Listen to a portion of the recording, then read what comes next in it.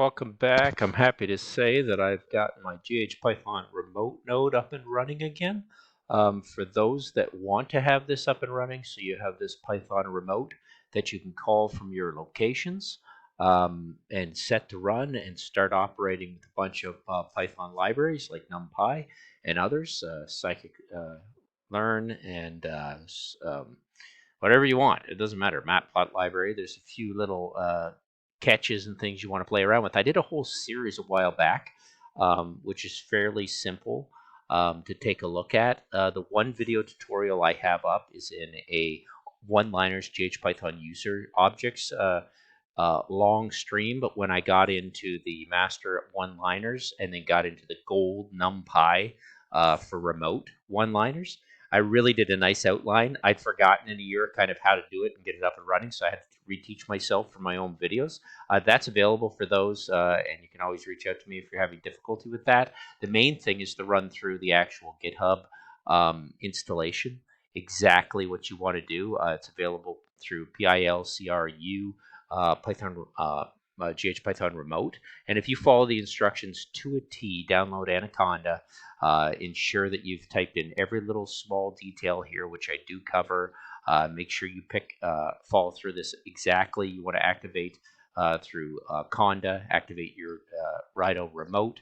You want to make sure that's activated before you type in any of these key notes.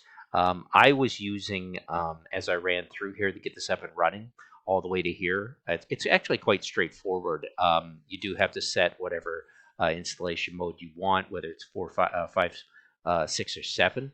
But I did cover it in full detail in that past video. If you have any trouble, reach out to me. The GitHub repository you can grab, you can download, you can bring the file in, drop it into your canvas. You have to drop it into your library user objects, which is fine. And you can start writing scripts that require, and you can do some wonderful tree manipulation. There's a great example in here as you get going with tree helpers that you don't actually have to learn, C#, Python anymore to do those things. It's really functional and it's really efficient, and I have been enjoying it.